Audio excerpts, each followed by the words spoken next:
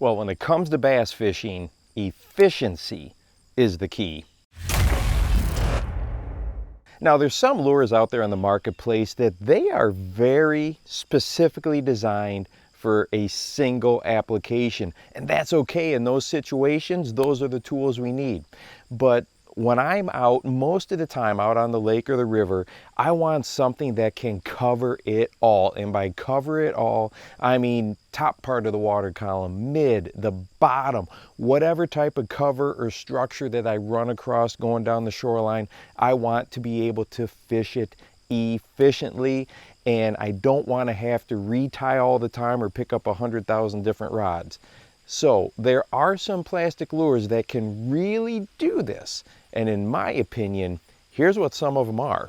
Well, number one, I'm probably going to have to go with a soft plastic craw. This is just a great lure that oftentimes gets pigeonholed only as a jig trailer and doesn't broaden the horizons that it really should. Not only can this flip and pitch around really heavy and thick cover, but what really makes it shine is it can swim so particularly well, whether that is on the back of something like a swim jig or on a Texas rig on its own. The one I really like to use is the Rage Craw because the appendages resist a ton of water and kick a lot. I can bring it in the top part, mid, and all the way drag it down along the bottom. So I've got the entire water column covered as well as any type of shoreline cover or structure.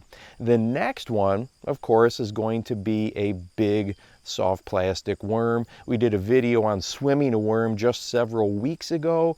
Once again, just like the craw, it can cover everything efficiently, and if you've really got some thick grass, the worm does a better job of sliding down through that stuff than the craw does.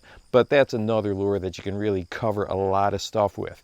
But this third one is probably my favorite, and another reason it's my favorite is because it is just underutilized. You don't see it like you did back in the mid-90s when everybody was throwing one of these, and that is a soft plastic tube, a hollow body tube with an insert tube head. Now, I know with the exposed hook that does limit the type of cover that you can come through. You know, you're not going to throw that into a thick brush pile, but if you've got some sparse cover, it can come through it amazingly well. And if you're hung up on some vegetation with that exposed hook, often the little pop to clear to the vegetation is what will trigger that reaction strike. But the way I really like to use this tube is swimming it. It covers all parts of the water column so efficiently. And when you take a look at this thing, swimming through the water with some minnow type colors, baitfish type colors,